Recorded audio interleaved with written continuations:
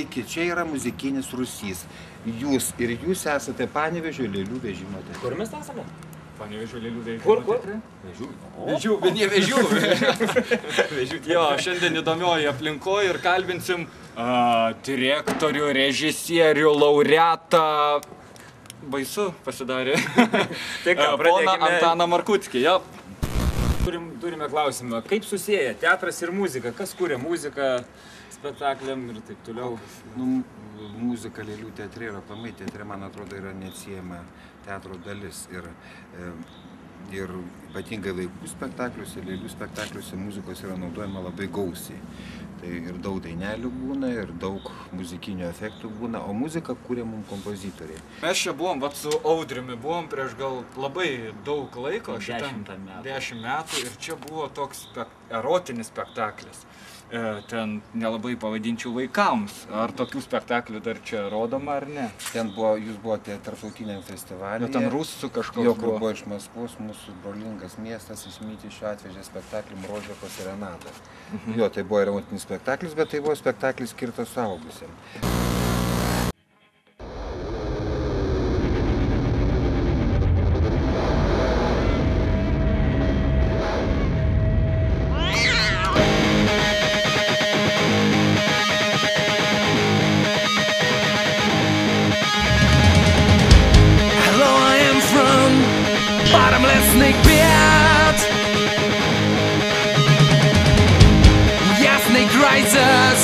Headlands you will hit.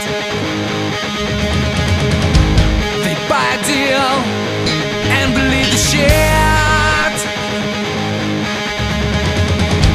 So please don't fuck with us, 'cause you might try snake bit. You are on the hook and we are the law.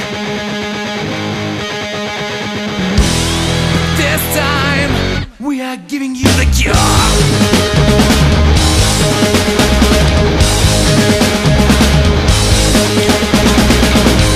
We always win. You call us gods. Only we know the way to your dream spot. You are the leper, the healers we are.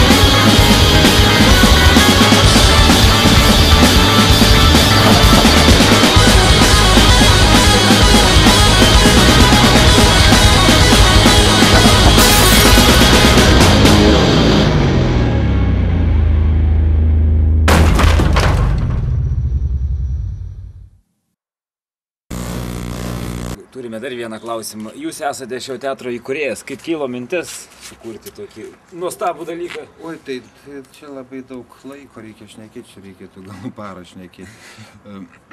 Nuo ko prasidėjo tas? Nuo vaikystės prasidėjo. Aš vaikystėje pradėjau žaisti lėlių teatrą. Man patiko, kad galima su lėlėm sukurti kitokį pasaulį, negu tą, kuriame mes gyvename. kažkokį iliuzijų pasaulį. Lėlėm lengviau gyventi. Lėlėm galbūt lengviau gyventi, gal yra lengviau pastumdyti.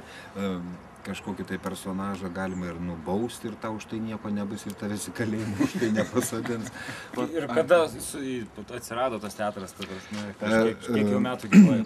Teatro jau eina 25 metai ir kitais metais bus teatro 25. Jubiliejus, ar ne? Nu, jo, bus jubiliejus. Solidi data jau. Solidi data ir bus didžiulis festivalis, aišku, skirtas jubiliejui. O dabar pats teatras visumoje pasaulyje, sakykime, yra daug tų lėlių vežimo teatrų, ar ne? Ir taip Lietuva kokiam... Ne, lėlių vežimo teatras yra vienintelis. Jis vienintelis toks Europoje. Lėlių teatrų yra daug, bet toks teatras, kuris vasarą... Vežimo, ne? Jo, kad vasarą su arkliais važinėtų, su vežimu, tokių teatrų nėra. Mes turi unikalų teatrą. Faktiškai unikalų, visai netyčia gavosi. Tai reiškia, šitas vagonėlis, kur yra, tai yra lėlių vežimo teatras, o čia yra... Čia irgi yra lėlių vežimo teatras. Tas pats, ar ne? Tas pats. Tik tai forma yra tokia, kad būtent spektaklius vežame su arkliais ir vežimu. O sakykime, kur vyksta va, čia spektakliai šitie, ne vežime, o čia ar tam tarptautiniam lygyje jūsų teatras, sakykime, na, palyginus kitų šalių ir jūsų? Aš manau, kad, su kitom šalim, pavyzdžiui, su tokia Švedija, Danija, nelabai ką ten ir palyginsi, dėl to, kad ten iš vis nėra beveik lėlių teatro tradicijų tokių. Ačiū, žinau tą vietą. Vadinį Petrą išūrysiu. Tok. Kodėl? O todėl, kad paskutinė raidė L. Seniai juokinga. Ką tik peržiūrėjom spektaklį Šarlio Pero Raudonkepuraitė. Ir norėtume, kad jūs užduotumėt klausimą gatvėje. Taip, mano klausimas būtų toks. Kelintais metais susikūrė lėlių vežimo teatras? Klausimas gatvėje. Kelintais metais susikūrė lėlių vežimo teatras? Iš tikrųjų nežinau. Aišku, teko jame būti? Teko, vaikystėje. Kokiam spektakliui? Mergaitė su degtukais, ar kaip jisai vadinasi? Ir kaip įspūdžiai iš to spektaklio dar išlikę kokie nors? Na, aš atsimenu vaikystėje, labai su mama dažnai eidavom, tai labai patikdavo. Gerai, dėkui. Tai ką pasakyti? Ir kada įkurtas Panevėžio lėlių vežimo teatras? Oi, tikrai nepasakysiu. O teko jame būti? Ne. Blogai tikrai nežinau, nesidomiu už tokiais dalykais. Nu, kaip negaliu sakyti, niekada to nesidomėjau. Esu buvęs vieną kartą. O kokiam spektakliui buvo? Ką tik sunkiai beprisimenu senukus. Ir tada atrodo kažkas apie kareivių senelį. Nesidomėjau. Nežinau, O teko jame būti? Ne. Nejuokauti. O teko jame būti? Taip, labai dažnai einam. Visą repertuarą lankom.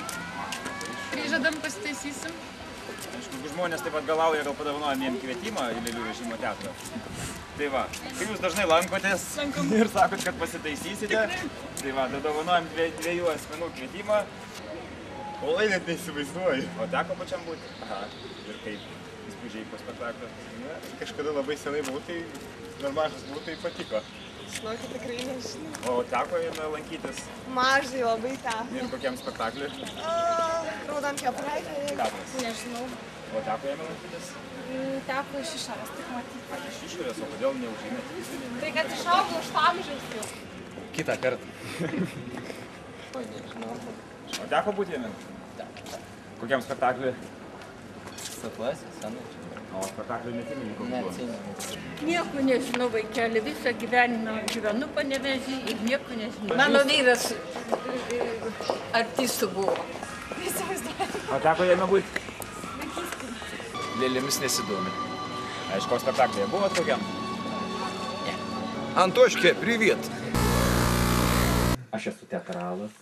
Man patinka muzika, dėl to aš dalyvauju laidoje Muzikinis Rūsys.